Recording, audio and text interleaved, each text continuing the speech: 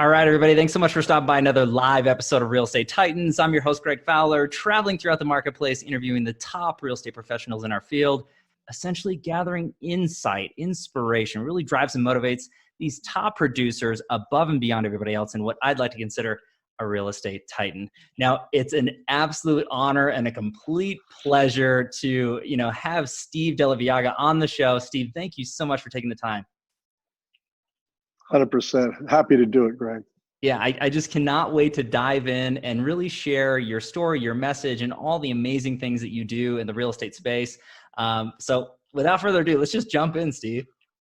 Ready. Cool. So let's just start with the first question in the series of questions, and it ends up being just telling everybody a little bit about yourself. Well, I've failed my way forward into the roles that I've had. I majored in communications and psychology, which means you're qualified for nothing but sales, to be quite honest. Perfect. So I played professional basketball for 10 seasons in Australia. And then when I was done, you had to find a way to go make a living outside of basketball. And I wanted to make money. I thought it was important in my life to provide for my family at a high level.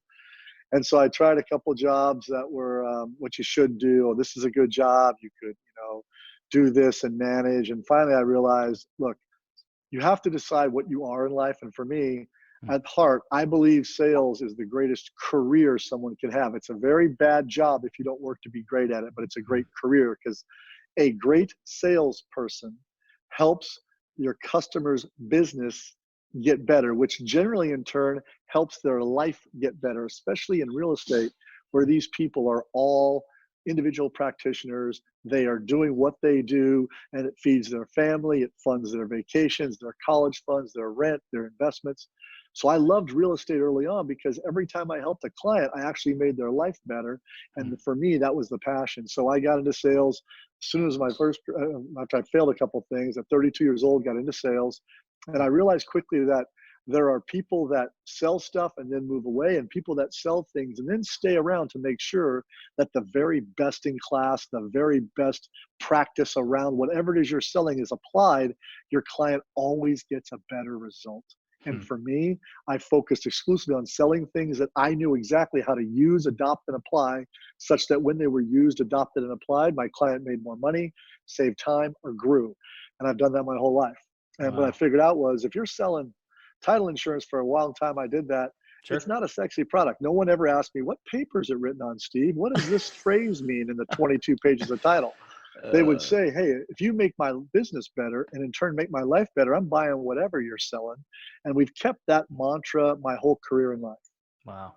And well said with everything that you're just going through, Steve. And I want to dive a little bit deeper into your current venture and what's happening right now and just further impacting the community. But I've been blessed and fortunate enough to have known you for a long period of time, not super close, but you've made an impact on my life personally. And again, it's a very personal honor to have you on the show and share your message and all your knowledge with the Titan Nation out there. But what's going on with Rise? And can you give everybody just some Steve amazement, if you will, and just kind of share that? Yeah. Hey, man, I'm a legend in my own mind, Greg. You know that. I love it. Well, I love it. After working for what I think is one of the greatest companies in the space, Fidelity National Financial, for 15 years, I made a decision early in December that I was going to look at doing my own thing. We worked together, FNF and I, to jointly agree how we were going to separate such that we didn't hurt each other, my family or the company. And because I was passionate about believing the real estate community was getting wider. I was very deep in title with FNF. I wanted to get wider in multiple verticals like technology, lending, brokerage, elite team, and title. But I wanted to have a wider playing field. And the truth was, I've seen the real estate space change more in the last 3 years than it changed the previous 15. Wow. And so I knew things were going to be changing. So RISE stands for Real Intelligent Sales Engagement. It stands for things that we know we're able to use, adopt, and apply, such that when we do that, we actually help make people's lives better. And so we don't work in things we don't understand. We don't promote products unless they are, quote, best in class, which is our BIC series, best in class. And we only have 7 products that we'll ever represent because there are only 7 types of programs that you can use as a lender, broker, realtor, elite team, et cetera, where you can adopt and apply those things. So we went out and did that. And I'm excited. I have a concierge program where our elite lenders play. We have an elite broker program. We generate profit centers and lead generation, lead, what I call not just lead gen, but lead qualification and lead conversion. Because we don't have a problem with leads. We have a problem with converting and consuming opportunity. So for me, that was the whole focus on it. And, you know, we were a month old today, Greg. So let's say we started January 20th. You believe it? We've got Congrats. is that crazy? We got 13 concierge clients. We've got 4 best-in-class partners, and we've sold out multiple states because we were very exclusive. We only work with, you know, kind of the top 5% of each market. So once we sell out a state with that top 5%, we don't promote anymore. We don't take on any more clients because I think, again, too much in real estate, people try to get all things to all people. We're very specific. Best-in-class lender partners on our concierge, best-in-class title relationships, best-in-class broker relationships, and then most important, best-in-class technology. Right. No realtor or broker in America, Greg, needs more technology they don't know how to use. That's an epidemic in our space. Well said. How do we get something that we can say, hey, we've tested this, proven it, modeled it. I've spent my own time and money assessing it, going through client bases, looking at how it was applied. And I now know I can take that product, adopt and apply it, and make my clients more money, save time, or save expense. I love it. And when you're talking about that, Steve, it's very specific onto those niches and those markets that you're working with, and truly the best of the best. And you've trained the best of the best and continue to bring that into that space. And I love the fact that anybody who's watching or listening to this can access you and really dive deep into your brand and your message and everything that you're doing for the community in the real estate space. So how does everybody get a hold of you? What's the best way, Steve? I mean, we're pretty open, right? I got my cell phone on my website. We've taken a waiting list in Phoenix where we are sold out. We now have a waiting list in Nevada where we're sold out. We are taking what we call best practice recommendation partners in Georgia. We'll be sold out at the end of March. We'll have 6 spots available, and we've got 8 inquiries based on they vetted through our current referral base of either top title partners or top lenders or top brokers. And we sit down and we say, listen, here's what we offer. And we offer 2 platinum opportunities, 2 golds, and 2 silvers. And that's it. So when someone says, like, in Phoenix, it's hard because we didn't know if this was going to take a week or a month or 3 months, and it took 3 days. Right. So then people that were angry, which I understood, but I was like, hey, we're not going to take on more than we can do well, because again, in real estate, the worst thing you can do is take on too many clients and not serve them in the way they deserve. So for me, this is my name, this is my brand, this is my entity. If it doesn't go well, it's my fault. So I focus solely on making sure that I sit down and say, how can I help you save time, save money, and grow your business? And if I can't do that at that level, that's why we say no more than we say yes. And we focus on the top 5% brokers, realtors, teams, lenders, and then obviously the best-in-class technology models and systems. So, and I was really blessed at FNF to have a platform that allowed me to be able to work with the very best. That's the biggest thing.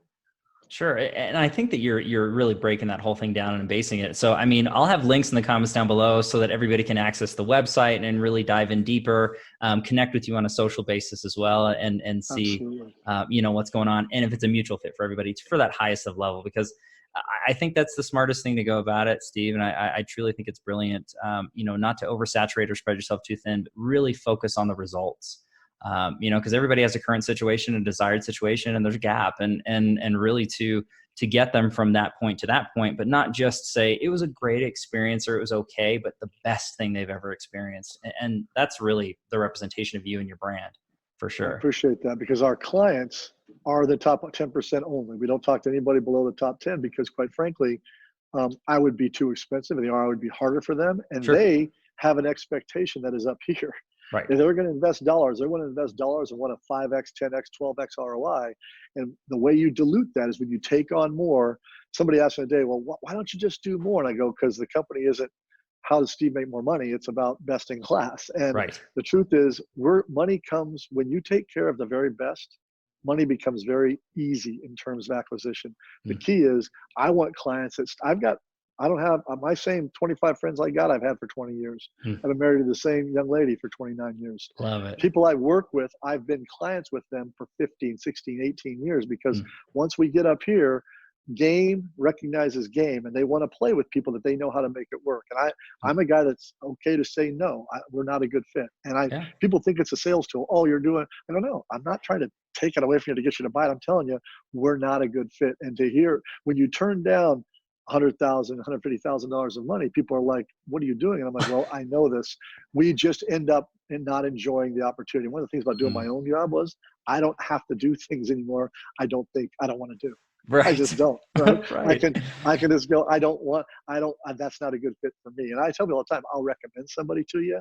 I don't do realtor coaching because there are a ton of great coaches out there. Sure are. I love metrics coaching. I love Tom Ferry. I love Grant Wise. There's a lot of great coaches out there that I recommend, but I do title, mortgage, tech. That for me, I can coach and train that market better. But for realtor coaching, guys do it better than me. Why would I take on people when I know that's done better than I do? Yep. That's how we think.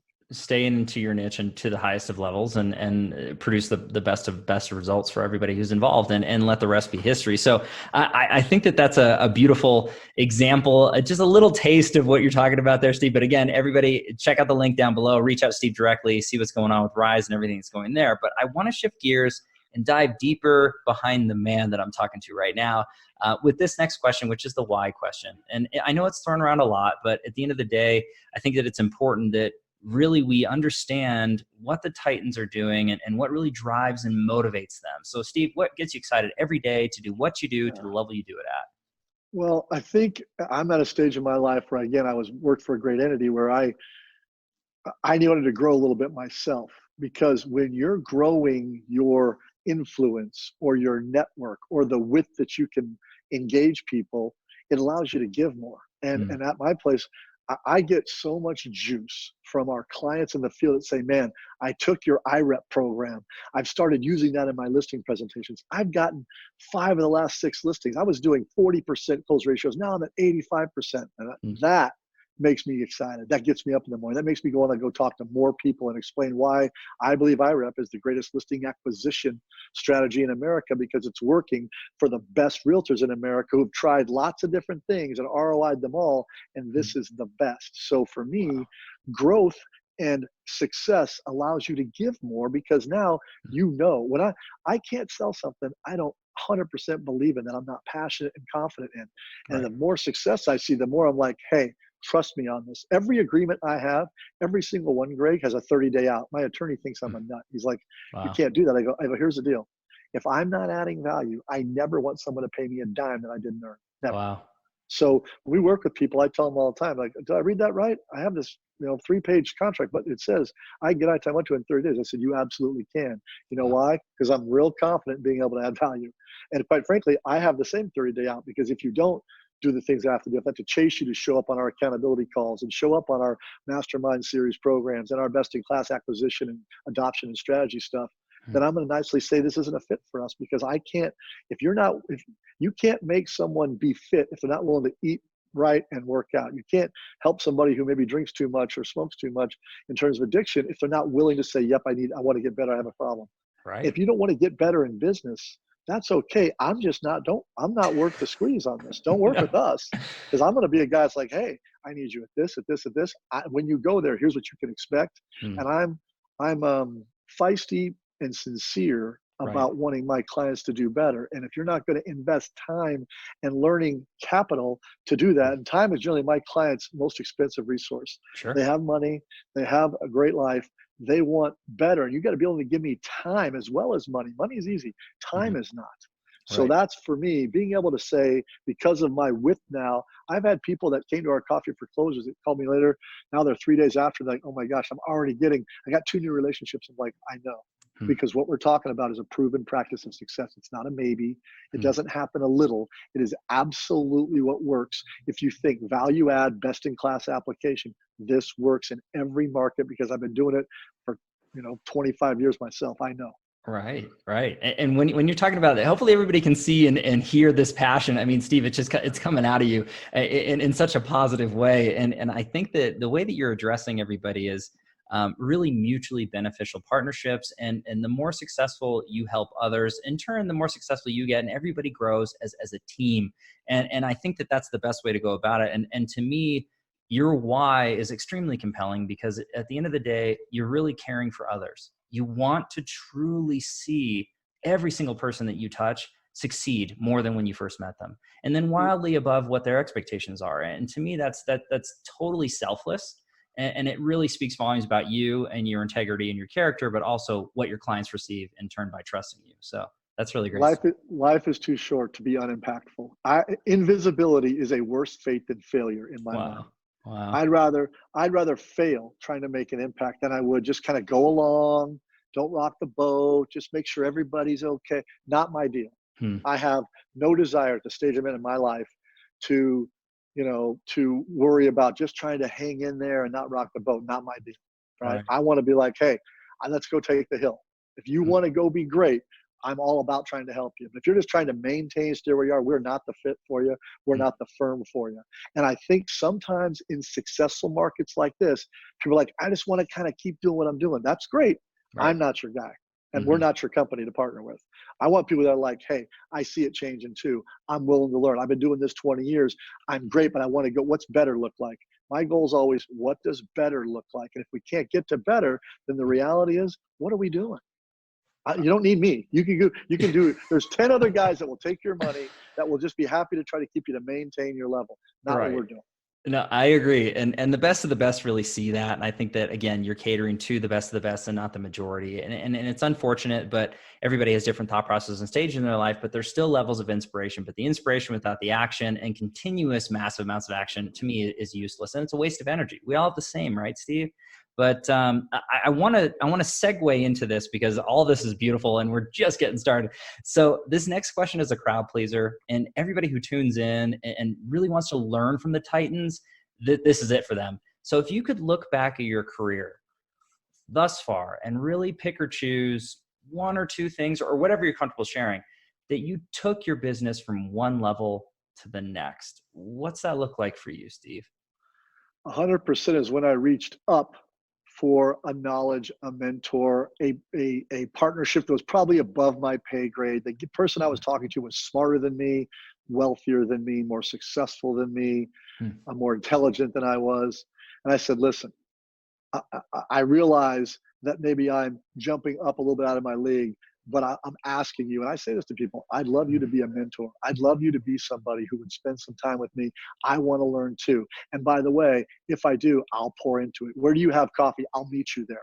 What do you like to do? If you like to hike, I'll hike with you. You like to golf? I'll golf with you. I want to reach up. And I think when I was younger, I used to think I don't want to bother them and things. And as I got older, I realized I'd say things like, hey, you've already done this where I'm trying to get to, and I don't want to reinvent the wheel. How can I take the least amount of your time to get 2 or 3 nuggets from you in the process of what we're doing? You know what's funny when you ask people that, Greg? They find ways to tell you how to do it. I had people that would say to me, great, I work out every morning at 6 a.m., meet me at the gym. You know what I do? My button be there at 5:45. Okay, I'm ready. What are we doing? And I wasn't a yoga guy, but I did yoga. But I would do that just to be in the fight, right? That's how this thing worked, and that's how it looked and felt. And to me, I find that to be a really high level of brilliance when it comes down to it, because you're really talking about reaching up and reaching out to the people who have walked the walk and talked the talk. And I love that. And I think that there's so many professionals that are just a little bit nervous about that. We're on the move. We're on the move. We're on the move because I'm taking over the poker game and I'm about to go swap sides. Hey, this is live, everybody. These are the guys playing poker. So hey, guys, hey everybody, guys, say hey. Awesome. You're on a national podcast here, That's so right. say hi. That'll be great. They'll make it work. That's awesome. No, but Steve, as you're walking, I'll just address what you're saying, because to me, I think that's one of the biggest portions that so many people forget too, is that those mentors and that guidance from people who are just absolutely brilliant, who have really been there, done that, and bought the t-shirt proverbially. I think that's where most of the growth happens. And I love that you mentioned that, because personally for me, I'm with the show, and I'm blessed to be around, thousands of real estate professionals from all over the world. But this particular, I'm reaching up every Tuesday and Friday with you guys. I mean, I absolutely love this, and I know I should be doing it more, and so should all of us. So it's brilliant advice for the truth. Well, the thing is, when you started, it became addicting to you, didn't it? It became something you couldn't wait for. We talked for a long time about this, doing this today, and you were like, hey, this is your passion. It's now what you do every day, and that's the best part of it. It's huge. I mean, that's great advice. So anybody to reach out to those people and don't be afraid and don't have that anxiety because, and Steve, correct me if I'm wrong, because you're there and above that is the most successful people in this world. They want to share and they are willing to share as long as they know that you're sincere and you really truly want to learn and implement what's being said because no one wants to waste their time. And like you said, time is the number one commodity. So Greg, every single person that is up here that I reached to had somebody that helped them get there. A mentor, a parent, a friend, a client, a prospect, etc. And so when you ask them and say, maybe someone helped you along the way, I'm asking for that now from you because I recognize your greatness, your talent, your skill set. 90% of the time I get a, okay, young fella, deal. Tell you what, meet me here at da-da-da, right? I have coffee every morning at 8:15 at that Starbucks. Meet me there. I'll be there for 10 minutes. That's all you're going to get. You know what's funny when you get there? Maybe you get 15. Then the next week, maybe you get 30. Then the next week, you're an hour. Then 2 months from then, they're inviting you to, hey, let's go spend a couple hours at lunch. I want you to meet somebody who helped me. And now you're meeting their sphere of influence and their success people and partners. And that it's just what happened with you. You've gotten addicted to learning to be better. And it's just like anything else. It's like a workout in the morning. It's like eating healthy. I'm addicted to wanting to find people that are better, smarter, that I can go grab a nugget from, just a nugget. And the nice thing is when you're like, because they probably said that to 10 people, sure. 10 of them didn't do it, right? So the reality is now they're in a situation where they say, yep, that's correct. Now they're actually doing it. So it's awesome. It's a fantastic program.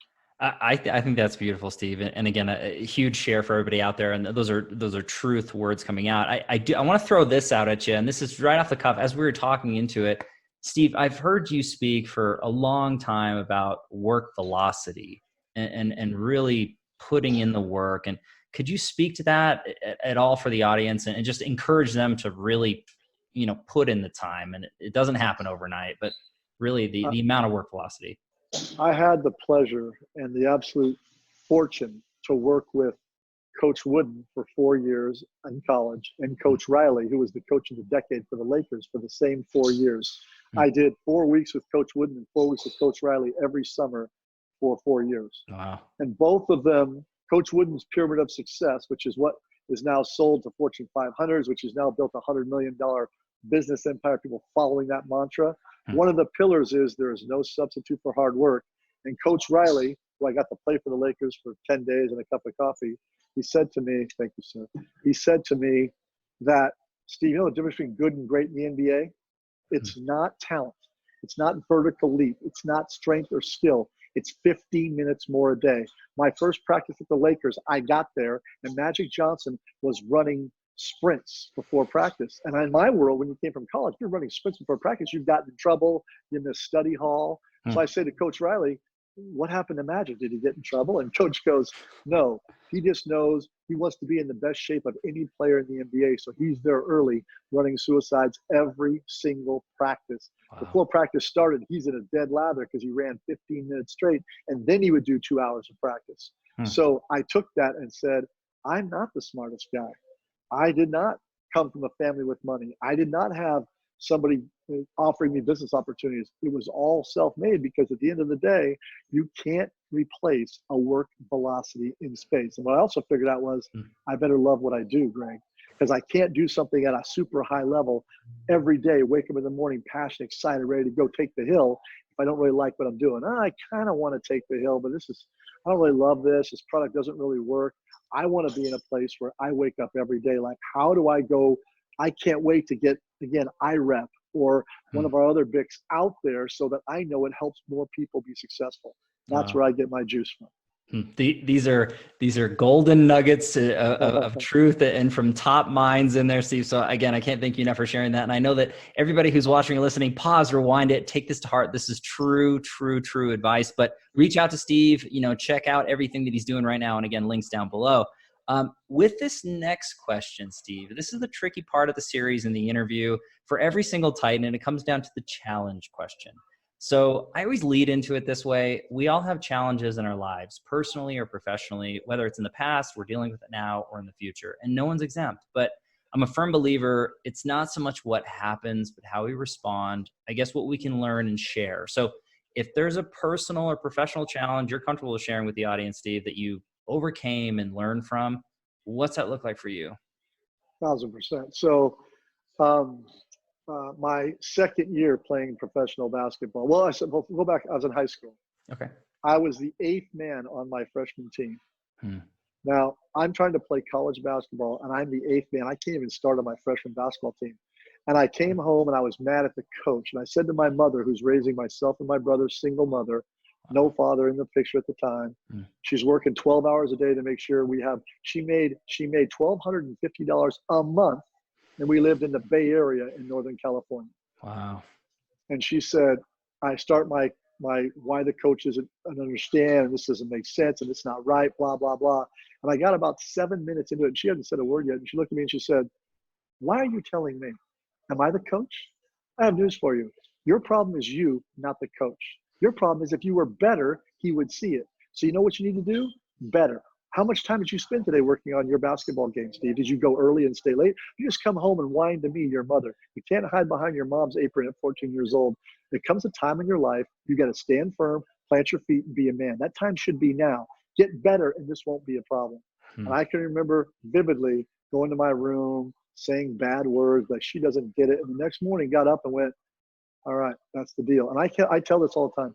Parents protecting their children from failure is a huge mistake. Right. My mom was like, it was on you, champ, that coach didn't feel that way. So every single time when someone judged me in a way that I didn't think was fair, I realized I'm going to make it about me. Sure. I'm going to get better. I'm going to do more. And all of a sudden then I'm calling the coach to open up the gym 2 hours early so I can go work out. I'm asking, can I stay an hour later? I'll lock up myself. You know what happened then? More success, more success, more success. And I was one of those guys that when you're confident in you trying to be the best you're capable of becoming, failure is okay. Right. When I was cut from the Lakers, Coach Riley said, you're a good player. You're not good enough to play here. My suggestion is these two coaches in Australia, I'll call them for you, and then you call them afterwards. Because back then there was no internet or that's email and that stuff. It was just phone calls or in person. Sure. So I called these two coaches and begged them to let me play, right? I asked them, could you please let me come over? And I went over there and was a 3-time MVP, was a 9-time All-Star in 10 seasons, and I still hold the scoring record for the country 10 seasons later. You just have to get an opportunity. And so if you're, wherever you're in your business, sales, your business, a relationship, trust me on this, make it about your problem. I call it overly accountable to the things that you're being asked to do. Because if a client doesn't work for us, it's my fault before it's theirs. If they sign up, we don't make an impact. That's why we're very careful who we sign up. My younger years in sales, I would sell it everybody that wanted it. And today I say, you know what? It might be timing. You're not ready for us and we're not ready for you. Right. I don't know if it's a good fit today. Let's wait. Like when I got told I had a group that wants us to come up and do business in the Northwest. And I said, I'm not ready to go up there yet because we got to get bigger. We got to get smarter. I'm still a small company. I can't do that today. And I think when you don't fear failure, all you know is it's another step to better. That's all it's going to be. That's my mindset with it. Yeah. And Steve, thanks for sharing that story at the end of the day, because it's real thought process and struggle and things not being handed to you, and obviously putting in the time, putting in the work and the effort. And a lot of people will say, hey, the harder I work, the luckier I get. Right. And you know, there's no such thing as luck. It's preparation meets opportunity. And really going back to the standpoint, whether it's the best athletes or the best musicians or the best actors or politicians or business professionals, the preparation ahead of time is what real champions end up doing. What they won the game before the game even started. The battle was won before the war even took place. I mean, that whole thing, right? And all the glory, Greg, all the joy is in what you do before you start to compete. All of the things we do as a client base, I don't take anything to market for a client to apply until I have proven, tested it, modeled it, know where it does work, know where it doesn't work, know what the 3 things you can't do if you're going to make it work. If you don't do, then I'm super confident that knowing exactly how this is going to be applied and adopted. But it takes time. And I have people say, oh, my product's great. It's already proven. I go, well, not proven to me, because I've got to look at it my way, right? And my way is I'm going to dive deeper. I have 10,000 users. How many actually touch it every day? Oh, we have 3,000 logins. How many actually stayed in longer than 30 minutes? How many actually did an action or 5 actions or these 3 actions with it? Because it usually gets down to the top 10%. Then I'm going to call them and go, how do you make money with it? How do you save time with it? And how do you ensure your costs stay mitigated or less by applying this process, tool, or system model to your business? If it doesn't fit that sniff test, and by the way, that eliminates about 80% of the people that want to work with us, because those are hard things to do in real estate. Real estate does not have a problem with technology being out there. There's tons of it. Right. They have a problem with adoption and application. That's Sure. the fight for the future, is the adoption and application of product. Well said. And I know that everybody who's watching or listening to this, a big portion of the audience is a part of that 1%, and they're looking at it and they're nodding their head saying, yes, what Steve's saying is absolutely right. And the proof is in the pudding at the end of the day, and it does take time. Rome wasn't built in a day. But the right systems and really looking at levels of automation and leveraging as best as you possibly can, and implementing that consistently for massive amounts of action. And again, I just think that that's brilliant all the way through. So thanks for sharing, Steve. It's not easy to do, to air your stuff out in front of everybody. So I appreciate that. And I know everybody else does too. I want to shift gears to a softer question. And this one actually ends up being my absolute favorite. It's the travel back in time question. Now, this one, it's not designed for you to say, well, if I could go back, I would change this, this, and this, because what we've been through and what we've done made us who we are to today. But if you could go back and give young Steve a piece of advice or two, any age range, any time frame, what would you say to your younger self? I would ask myself to have a little more patience. I would ask myself to be a little less self-critical.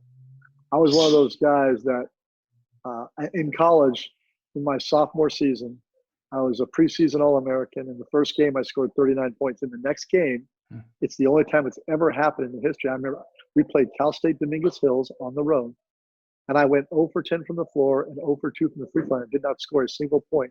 This is in a guy that today holds 25 scoring records in college, every professional scoring record in Australia. I did not score a point for the game.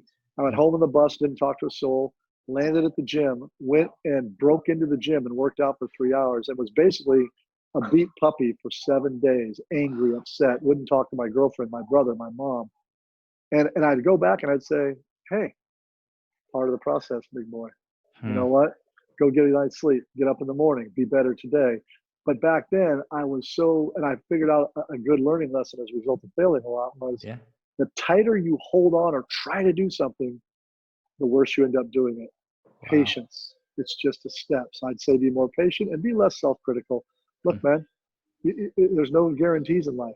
You know, when you fail in a game, when you fail with a client trying to help them, or you fail in getting a sale, it doesn't mean that I made my losses too big and my wins too big, quite frankly. I tell myself to be more even keel and know it's all a process. Are you getting better? Doing this is a tough way to live. Right. Just a little block every day, every week, every month, every year is how you get to greatness. There's no quick way to great. It just takes time. And, I love that advice where you're talking about patience and really understanding and not being so overly critical, because so many high producers they're impatient. They want to be 10 steps ahead. And when it comes to the criticality behind everything that we're doing, it's saying, hey, it's okay to take the time that's necessary. It's easier said than done. But I think that process, as you were leveling those steps all the way up, Steve, in my mind, I thought about the compound effect. And it's the same thing with finance, right? $1 a day doesn't seem like much money, put it away, but over the course of several years, it turns into millions. It's the same principle that applies with every single action that we take every single day, and it compounds. And it might not seem like a lot when we're doing it, but at some point, all that work and all that time and all that effort, it just hockey sticks if you're doing what you need to be doing. Cause and effect, though, on the other side, if you're doing things that are negative and, really not pushing you in the direction, it can hockey stick down. So I think that that's really great thoughts. And obviously you can't go back and tell young Steve that, but this now, you do this now. And so is everybody who's watching or listening. We can do these things now.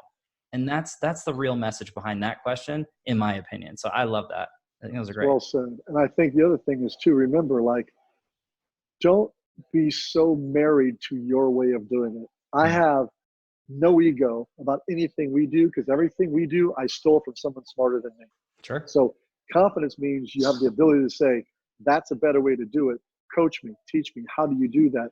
I've met really talented people whose ego says, nope, this is how we do it. That's it. That's how we do it.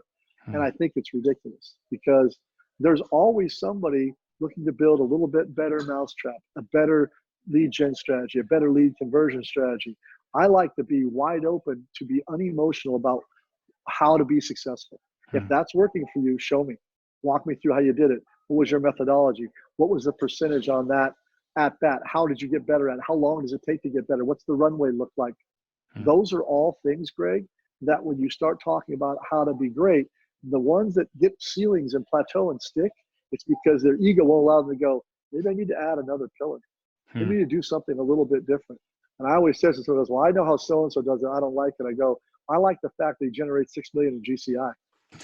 So I don't really care how you like or don't like him. His result is screaming at me. I can't hear what you're saying because the result is giving me my story, not the words.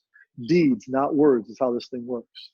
I think that that's brilliant way to go about it too. And then again, obviously tracking metrics and knowing what works and doesn't, and applying that to your personal life and business and growth. And some people, I think that, and I can easily say this through so many different businesses, but in real estate, there are egos. I mean, we all have a certain amount of ego to a certain standpoint, but checking that ego at the door and making rational decisions for growth and development for your business, for you, for your team, it's huge.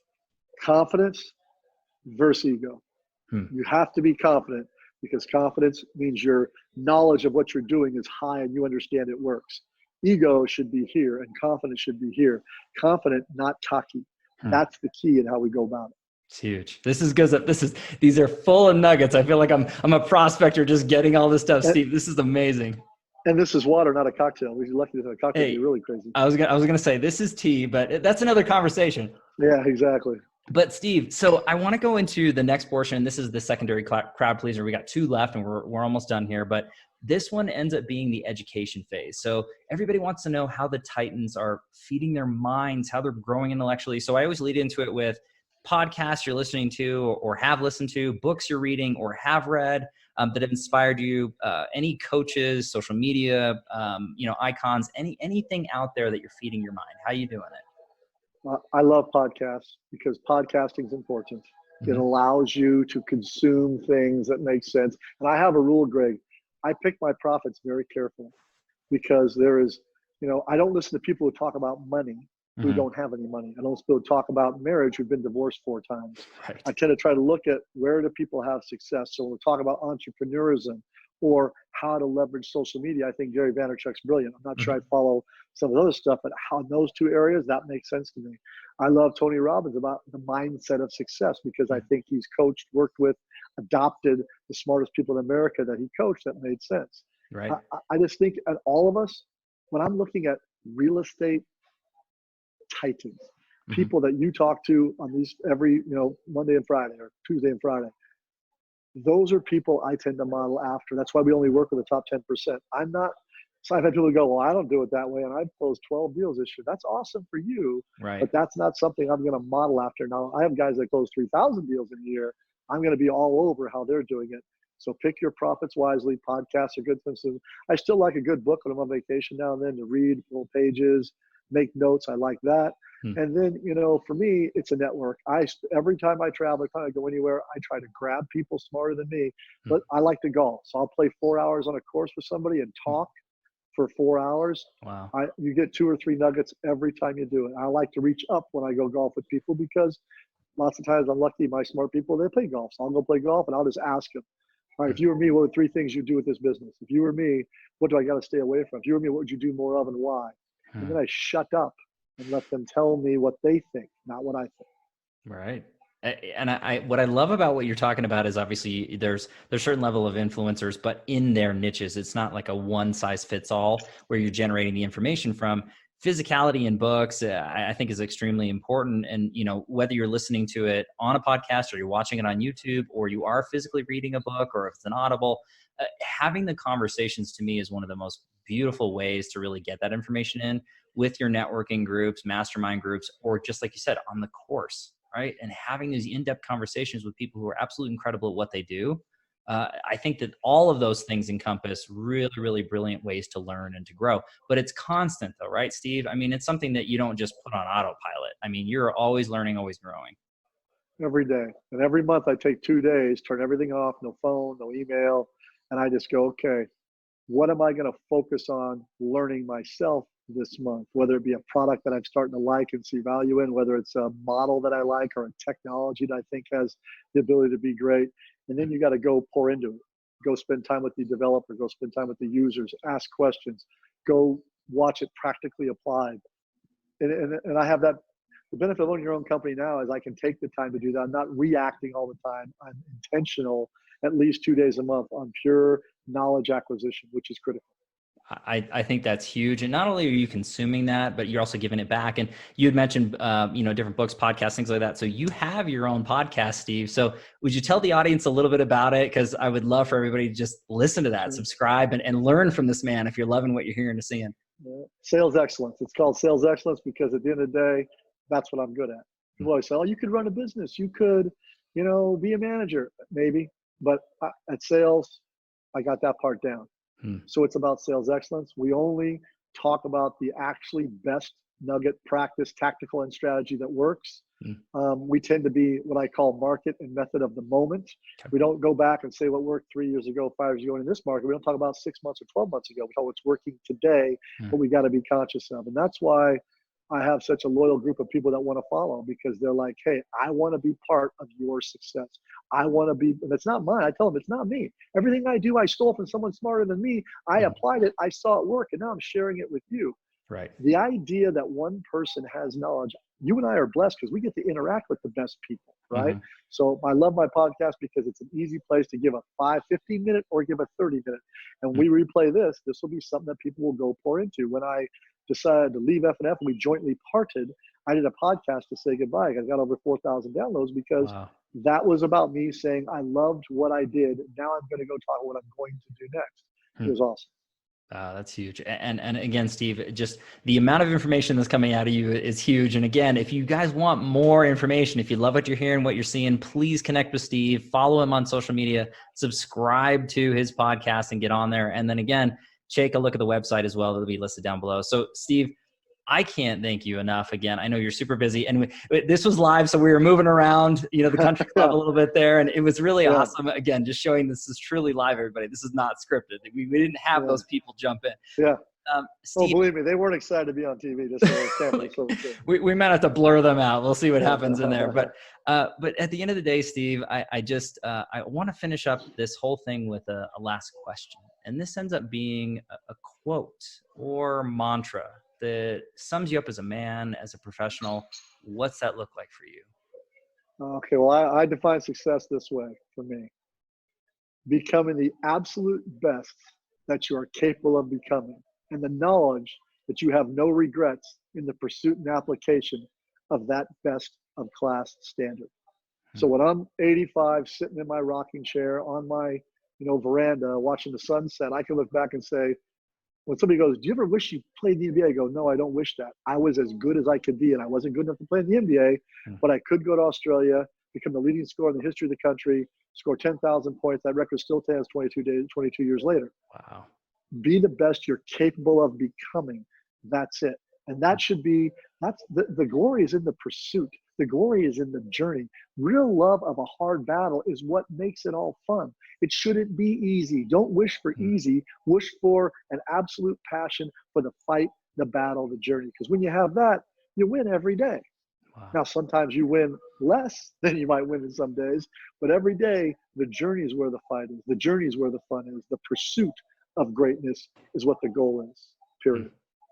I think that sums you up brilliantly and beautifully all the way through and through, Steve. And again, anybody who hasn't had the fortune to really be in front of you or engage with you at all, you're welcome, everybody, because he took the time to do this. And that sums you up beautifully. It really does, Steve. And I can't thank you enough again. You are an official real estate titan, my friend. So I would shake your hand if I was with you. So I'll do it digitally. But and thanks again, Steve. It's an absolute honor. I appreciate it.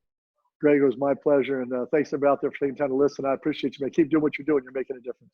Thank you so much. And everybody out there, thank you as well for your time and attention, your love and support, as always, here at the Real Estate Titans. If you like what we're doing, don't forget to subscribe to the YouTube channel, like our Facebook page, and have a listen on iTunes, Spotify, and Google Podcast. Live every Tuesday and Friday afternoon, a different Titan, a different location. We'll catch everybody on the next live episode of Real Estate Titans. Take care. Thank you.